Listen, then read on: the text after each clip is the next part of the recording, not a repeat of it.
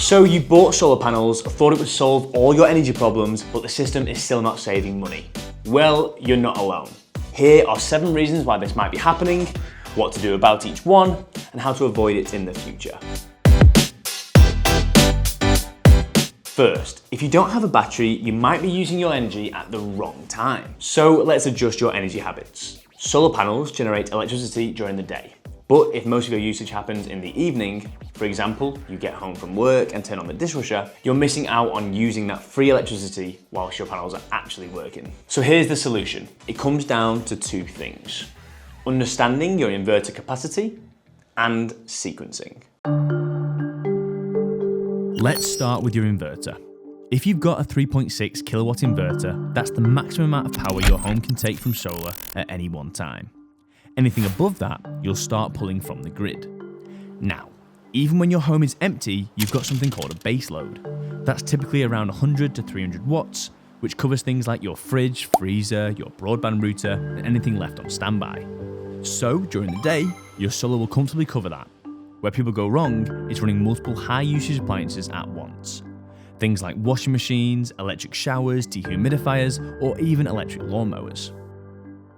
If you stack these together, you'll exceed your inverter's capacity. And that's when the grid quietly kicks in. Here's a simple rule of thumb.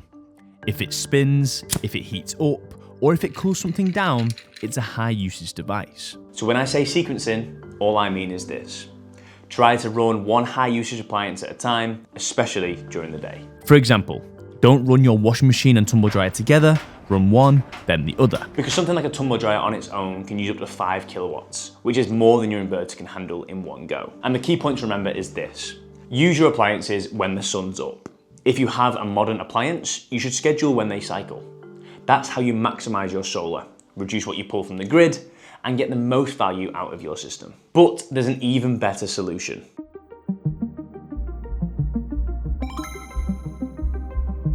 Without a battery, excess solar goes back to the grid. And if you don't have a good tariff setup, you'll be paid very little for your exports. So the solution, install a battery. It stores your unused solar energy so you can use it at night, instead of relying on the grid. This means you are less time restricted as to when you can use your free solar electricity. This results in increased savings.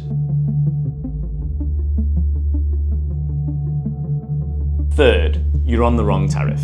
Not all energy plans are solar friendly. Some pay very little for exported energy, so switch to a better tariff. Look for suppliers offering higher export rates or smart tariffs designed for solar homes.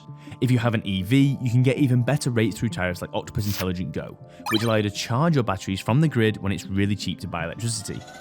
This is especially useful in winter when your solar panels aren't generating enough. We did a video last week on different tariffs. Be sure to give that a watch for more details. I've left that link in the description below. Fourth, your system size just isn't right. This one's a 2-parter. First, have you actually maxed out your roof? A lot of people don't, but for the sake of roughly £150 extra per panel at install, it's usually worth filling as much roof space as you can. Because adding panels later can get expensive, especially when considering installer and scaffolding costs. So if you're already getting solar, maximize it whilst you can. Second, is your inverter actually big enough for how you use energy?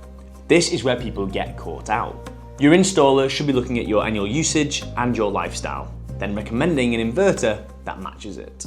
Because if your inverter is too small, you'll constantly be limited on how much solar you can actually use at once. Now, a quick reality check. The bigger the inverter, the higher the upfront cost.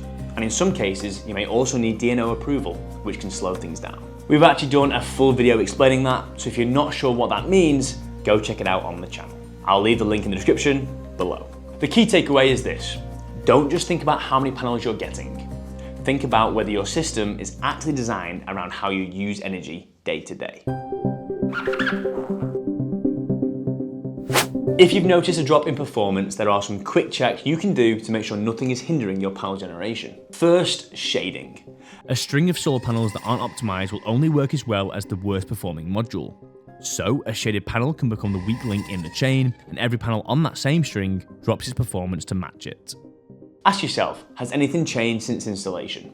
Is there a tree that's grown and is now causing shading? Or maybe a chimney that wasn't accounted for, casting shade onto the nearest panel? Even small amounts of shading can stop you getting the full output from your system. Next, now this might sound obvious, but check if your panels are clean. Whilst we do get a lot of rain in this country, which keeps panels clean, during dry spells they can get covered in dust and bird droppings, which again has a similar effect to shading. So what's the solution?